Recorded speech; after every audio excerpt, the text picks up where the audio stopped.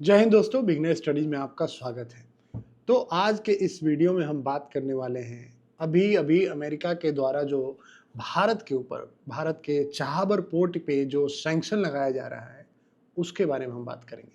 अब जब मैं कह रहा हूँ कि भारत का चाहबर पोर्ट, तो कई सारे लोग जिनको पता होगा वो जानते हैं कि ये चाहबर पोर्ट जो है वो ईरान में है। तो फिर आप क्वेश्चन करोगे कि ये भारत का चाहबर पोर्ट कैसे हो गया। देखिए, इस पोर्ट को पूरी तरह से डेवलप किया था अगर किसी ने, तो वो इंडिया ने किया था।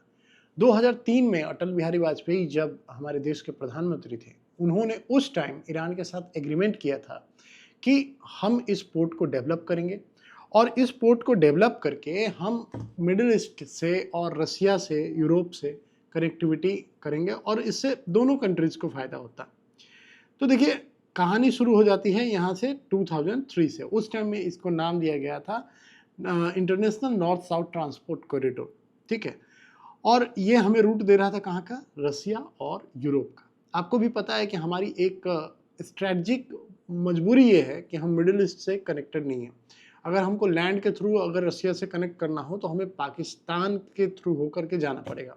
और ये बात आपको भी अच्छे से पता है कि पाकिस्तान कभी भी इंडिया को अलाउ नहीं करेगा कि वो अपनी ज़मीन यूज नहीं करने देगा हमें किसी भी तरह का बिजनेस करने के लिए।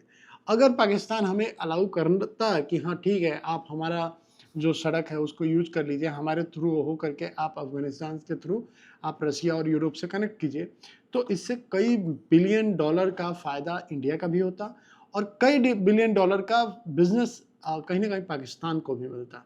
क्योंकि पाकिस्तान का फ़ायदा इसलिए होता है क्योंकि देखो, एक अच्छा खासा ट्रेड रूट अगर आपके कंट्री से होके जाता है तो आपको भी उसके फ़ायदे मिलेंगे, आपको भी उसका टॉल मिलेगा। तो पाकिस्तान का फोकस मेन ये है कि भाई हमारा भले नुकसान हो जाए बट इंडिया का फ़ायदा नहीं होना चाहिए, क्योंकि उसको पता है कि इंडिया की एक मजबूरी है कि वो डायरेक्टली लैंड के थ्रू कनेक्ट नहीं कर पा रहा है रसिया से। तो शुरू में तो हम लोगों की तरफ से कोशिश किया गया, लेकिन जब देखा गया कि पाकिस्तान नहीं मान रहा है, तब हमारे प्रधानमंत्री अटल बिहारी वाजपेयी जी ने ईरान के साथ एक एग्रीमेंट साइन किया, जिसमें चाहबर पोर्ट को कहा गया कि हम डेवलप करेंगे और यहाँ से हम ट्रेड करेंगे। उससे कहीं ना कहीं ईरान को भी फायदा है। जब आपको पता है कि बराक ओबामा थे, तो उस टाइम में इन्होंने ईरान के ऊपर सैंक्शन लगाया था और एक न्यूक्लियर डील साइन हुई थी कि भाई आप न्यूक्लियर इंरिचमेंट नहीं करोगे और जा कर के न्यूक्लियर प्रोग्राम आप अपना बंद कर दोगे। और वो एक एग्रीमेंट बना था, ठीक है, जिसको GCPOA कहते हैं, ठीक है। अब joint comprehensive plan of action, ये साइन हुआ था आपका P5 के साथ, जिसमें P5 में कौन कौन थे? P5+1, मतलब P5 में US, UK, फ्रांस, रसिया, चाइना प्लस जर्मनी। तो इन लोगों ने जुलाई 2015 में ईरान के साथ ये साइन किया था। लेकिन जब ये बात ट्रंप की एडमिनिस्ट्रेशन आती है, तो ट्रंप ने आते के साथ कहा कि भाई सबसे वर्स्ट डील था वो, जिसका नाम है GCPOA, ठीक है। ये सबसे वर्स्ट ये था और इन्होंने सब आनन फानन में करके इन्होंने लगा दिया, इस पे सैंक्शन लगा दिया ईरान पे। कहा कि नहीं, ये क्या है, देखो ये टेररिस्ट ऑर्गेनाइजेशन को फंडिंग करता है और कहीं ना कहीं बैकएंड में न्यूक्लियर इनरिचमेंट कर रहा है और ये न्यूक्लियर कहीं ना कहीं बॉम्ब बनाएगा। तो जब ये बातें हुई तो उस टाइम में ट्रंप ने सैंक्शन लगा दिया। ये बात 2017-18 की है। तब जाकर के इंडिया के लिए प्रॉब्लम क्रिएट हो गई, लेकिन उस टाइम की जो गवर्नमेंट थी ट्रंप की, वो प्रो इंडिया गवर्नमेंट थी, ऐसा माना जाता है। तो ट्रंप ने एक एक्सेप्शन दिया इंडिया को कि चलो ठीक है, आप अगर चाहबर पोर्ट से ट्रेड करते हो तो हम आपके ऊपर कोई सैंक्शन नहीं लगाएंगे। वही सैंक्शन अभी ट्रंप को याद आ गया। ट्रंप कहीं ना कहीं फ्रस्ट्रेटेड है, क्योंकि उनका अब वो जब अभी यूके में गए हुए हैं तो यूके में उन्होंने सरेआम कंप्लेन किया है कि यार पुतिन ने मेरे को डिसअपॉइंट कर दिया, पुतिन ने मेरी बात नहीं मानी। अब पुतिन ने बात नहीं मानी तो पुतिन का सबसे अच्छा दोस्त कौन है? इंडिया। अब जब पुतिन को आप कुछ नहीं बिगाड़ पा रहे हो सामने से, तो चलो भाई उनके दोस्त को परेशान किया जाए, जो कि उनका खासम खास दोस्त है। तो अब इंडिया का चाहबर पोर्ट याद आ गया ट्रंप को कि भाई ये तो है कि इसके पास, क्योंकि देखिए ट्रंप, अब इंडिया के केस में भी ट्रंप फ्रस्ट्रेटेड दिख रहे हैं। क्यों फ्रस्ट्रेटेड दिख रहे हैं? सोच के देखिए। ट्रंप ने पहले 50% का, पहले 25% लगाया, फिर 50% लगाया अब ट्रंप को ये लग रहा है कि यार मैं 25% 50% लगा रहा हूँ, फिर भी इंडिया को कोई असर नहीं हो रहा है, इंडिया कहीं पैनिक में नहीं जा रहा है। इंडिया चलो ठीक है, आप टैरिफ लगा रहे हो सही है, लेकिन इंडिया की इकोनॉमी पे उसका असर नहीं दिख रहा है। उनको ये एक्सपेक्टेड था कि मैं सैंक्शन लगाऊंगा, मैं टैरिफ लगाऊंगा, इंडिया की इकोनॉमी ऐसे धड़म से नीचे गिरेगी, लेकिन ऐसा कुछ हो नहीं रहा है। तो ट्रंप घबराए हुए हैं। ट्रंप अब जो इंटेंशन से आप कोई काम कर रहे हो और वो रिजल्ट आपको नहीं मिलता है तो आदमी फ्रस्ट्रेट होता है। तो ट्रंप का भी यही हाल है। अब ट्रंप ने कोई याद आ गया चाबहार पोर्ट, क्योंकि चाबहार पोर्ट के थ्रू दो चीजें हैं। एक तो इंडिया के लिए भी मुसीबत खड़ी हो जाएगी, क्योंकि वो रसिया से डायरेक्ट डील नहीं कर पाएगा, जमीन के थ्रू जो ट्रेड रूट है हमारा बंद हो जाएगा, हमारी कनेक्टिविटी अफगानिस्तान और सेंट्रल एशिया से कट जाएगी। तो अब इनका सोचना ये है कि दूसरी बात ये है कि नुकसान ईरान को भी होगा, क्योंकि ईरान को भी उस चाबहार पोर्ट से टैक्स मिलता था, जो भी एक इनकम तो था ना भाई, तो वो भी बंद हो गया ईरान का भी। तो अब ये मैटर ये आ गया है कि हमारे लिए शॉर्ट टर्म में नुकसान है कि हम रसिया के साथ ट्रेड नहीं कर पाएंगे लैंड के थ्रू, क्योंकि हमारे लिए रूट में मुश्किल हो गया ना थोड़ा।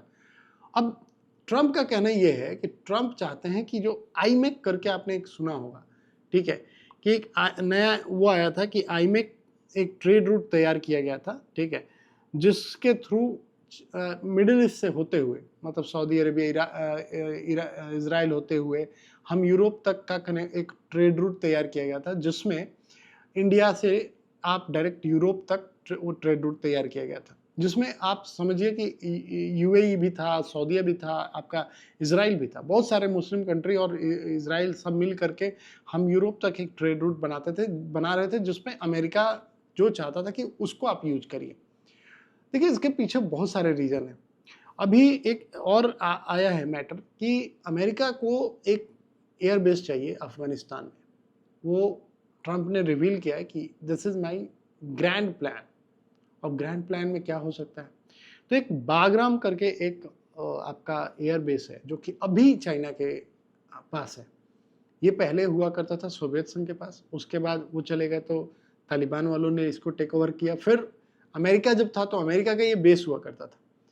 अभी अमेरिका छोड़ के गया तो चाइना ने उसको टेक ओवर कर लिया है, और ये एयरबेस जो है बागराम, ये काबुल से कुछ ही दूर पे है।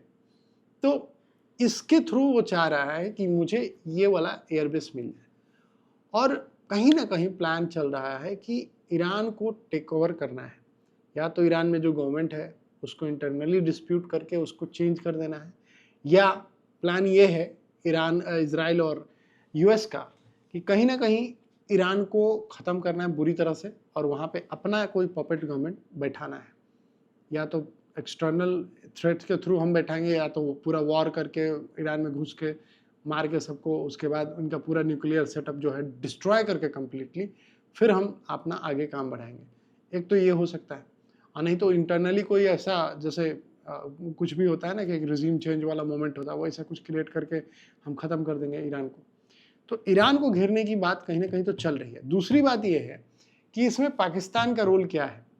तो पाकिस्तान एक पपेट है, जो कि पैसे भाड़े के, जो कहते हैं ना कि भाड़े के सैनिक, तो भाड़े का गुंडा है वो, उसको आप कहीं भी लगा दो। तो पाकिस्तान भी का भी इम्पोर्टेंस कहीं ना कहीं अभी यूएस की नज़र में बढ़ रहा है, क्योंकि उसको इनकाउंटर करना है, जिसको उसके लिए आपको अगर आपको बेगराम में आपको चाहिए एयरबेस, और तो आपको पाकिस्तान की मदद लेनी पड़ेगी, और पाकिस्तान की मदद लेनी पड़ेगी, इसलिए पाकिस्तान को डॉलर खिलाना पड़ेगा, पाकिस्तानियों को अपने थोड़ा सा रखना पड़ेगा साथ में। तो ट्रंप अभी आज के डेट में जो चीज़ कर रहे हैं, कहीं ना कहीं वो इंडिया को और यूएस का जो रिलेशन है उसको लॉन्ग टर्म में हैम्पर तो कर ही रहे हैं, लेकिन अगर मतलब देखा जाए तो इंडिया को ये इकोनॉमिकली उतना डैमेज नहीं कर पाएंगे लॉन्ग टर्म में, जितना अभी हमें देखने से लग रहा है। कि चाबहार पोर्ट पे देखो पहले भी प्रॉब्लम हुई थी, पहले भी ईरान कई बार प्रॉब्लम करता था, क्योंकि चाबहार पोर्ट हमारे लिए स्ट्रेटजिकली बहुत इंपॉर्टेंट था। हमने बहुत पैसा लगाया, वहाँ पे ट्रेन रूट डेवलप किया, सब कुछ किया। एक पोर्ट को डेवलप करना इट्स नॉट ईजी, और उसको ऑपरेट किया, ऑब्वियसली उससे हमें फ़ायदा है। लेकिन कहीं ना कहीं ईरान भी हमसे एक चीज़ लेके चलता है कि भाई अगर आप कुछ भी करोगे तो हम ये चाबहार पोर्ट आपसे ले लेंगे। तो एक थ्रेट तो उधर से भी कभी कभी आता था, ऐसा नहीं था कि नहीं था। हमने ईरान में ऑयल ढूंढा, अपना पूरा पैसा लगा करके, और एंड टाइम पे ईरान ने बोला कि आपकी ज़रूरत नहीं है हमें, हम खुद निकाल लेंगे। ऐसा भी हुआ है, आप जाकर के सर्च कर लीजिएगा। तो ईरान के साथ ऐसा नहीं कि इंडिया का 100% वो है, लेकिन हाँ, कंपेयर टू पाकिस्तान अगर हमको यूज़ करना है तो हम ईरान को इस्तेमाल करते हैं अपने ट्रेड रूट्स के लिए, ठीक है। तो कहता है ना कि आपका जो पड़ोसी होता है भले आपका दोस्त ना हो, लेकिन आपके पड़ोसी का पड़ोसी आपका दोस्त होता है।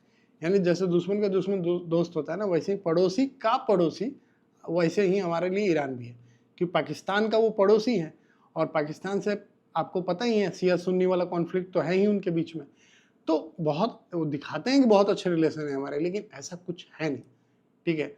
इंटरनली बहुत सारे कॉन्फ्लिक्ट हैं, उस पर हम नहीं जाएंगे उतना, ठीक है। लेकिन अभी जो सिचुएशन चल रहा है, जिस तरह से अमेरिका एक तरह से रिएक्ट कर रहा है भारत के खिलाफ जाके, ये आने वाले टाइम में अमेरिका के ऊपर बहुत भारी पड़ेगा, क्योंकि कहीं ना कहीं इससे अमेरिकन का भी ये मानना है कि इंडिया को हम पुश कर रहे हैं चाइना की लॉबी में, और अगर इंडिया चाइना की लॉबी में, रशिया की लॉबी में जा रहा है तो इससे कहीं ना कहीं यूएस का इंटरेस्ट हैम्पर हो रहा है। लेकिन यूएस का इंटरेस्ट अभी जो है, हो सकता है कि इंडिया ना हो करके, चाइना ना हो करके, अभी उसका इंटरेस्ट ईरान हो, क्योंकि चाइना को इनकाउंटर करने के लिए उस समझ रहा है कि मेरे पास अभी बहुत है, मेरे पास जापान है, साउथ कोरिया है और ताइवान है, मैं उधर से घेर के बैठा हूँ। उसको ये कॉन्फिडेंस है कि मैं घेर के बैठा हूँ चाइना को, मैं चाइना को कहीं जाने नहीं दूंगा। लेकिन उसको अभी ये लग रहा है इजराइल के प्रेशर में आके कि अगर ईरान ने न्यूक्लियर बॉम्ब बना लिया तो दैट वुड बी लाइक बहुत बुरा होगा, फिर इजराइल के लिए बहुत बुरा हो जाएगा। क्योंकि अगर हो गया तो इसमें कोई डाउट नहीं है कि जिस तरह से ईरान की लीडरशिप है, हो सकता है कि किसी रात वो लोग न्यूक्लियर बॉम्ब मार दे, इसमें कोई डाउट नहीं है।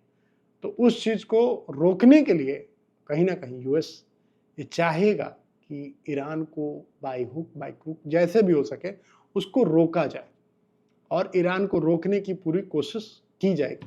लेकिन इसके बीच में रशिया और इंडिया की जो फ्रेंडशिप है, उसको देखते हुए यूएस रशिया को रोकने के लिए इंडिया के ऊपर बहुत ज़्यादा प्रेशर बना रहा है।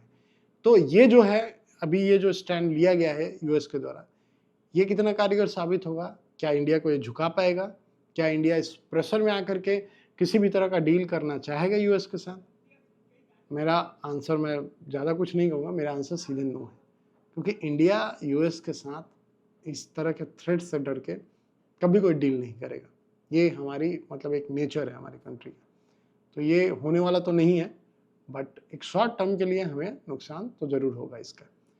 तो थैंक यू सो मच। फिर इस वीडियो में इतना ही। अगर आपको ये वीडियो अच्छी लगी हो तो आप अपना ओपिनियन जो भी है कमेंट बॉक्स में बता सकते हैं, लोगों के साथ शेयर कर सकते हैं, और अपना ध्यान रखिए। Thank you so much.